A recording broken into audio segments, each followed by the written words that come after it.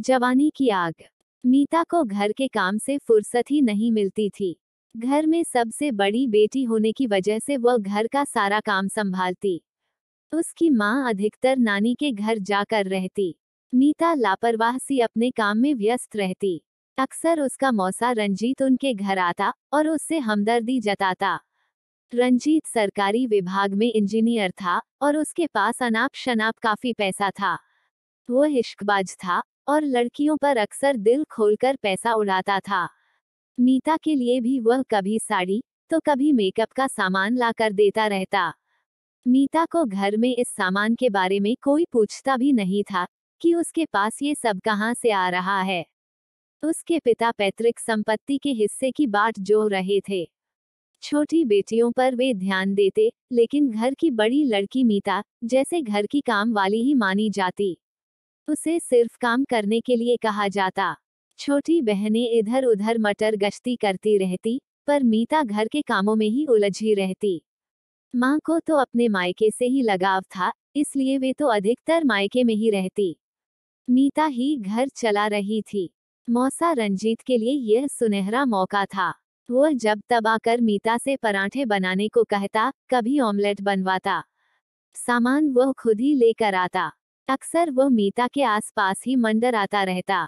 धीरे धीरे उसने मीता को कभी कभार अपने फ्लैट पर बुलाना भी शुरू कर दिया।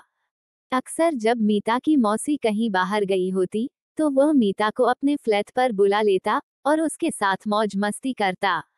इधर मौसा के कहने पर मीता की माँ भी उसे आसानी से भेज देती। वे यह भी नहीं सोचती कि उसकी बेटी अपनी ही मौसी का घर उजाड़ रही है।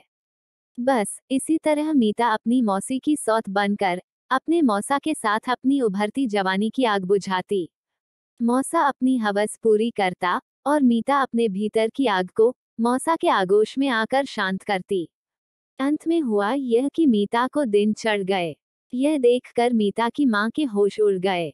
मीता के पिता तो गांव आने जाने में ही लगे रहते थे। मीता की माँ ने उसके मौसा रंजीत को खूब खरी खोटी सुनाई।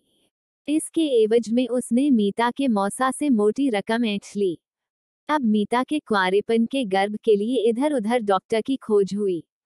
मीता को बार बार उल्टी होती, तो छोटी बहनें पूछती, इसे उबकाई क्यों आ रही हैं? आखिर मीता की माँ ने अपनी भाभी के साथ जाकर शहर की सेंडिमन नर्स की शरण ली। उसे मुंह मांगी रकम दी। सेंडिमन इस काम के लिए शहर में जानी जाती थी। किसी भी कुंवारी लड़की का अनचाहा गर्भ यदि गिराना होता तो यही एकमात्र नर्स थी जिसके पास सुरक्षित गर्भपात किया जाता था। आखिर मीता का गर्भ गिरा दिया गया क्योंकि रंजीत ने नोटों की गड्डी दी और सेंडिमन नर्स एक अनुभवी चिकित्सक थी। सेंडिमन के सहयोग से मीता को उस नाजायज गर्भ से मुक्ति मिली।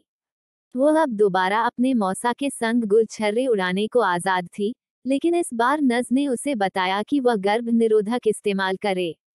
अधिकतर लड़कियां पहली बार इन सब बातों से अनजान रहती हैं। जवानी की धधकती आग में वे सब कुछ भूलकर अपना सर्वस्व रंजीत जैसों के हाथों लुटा देने को तत्पर रहती हैं।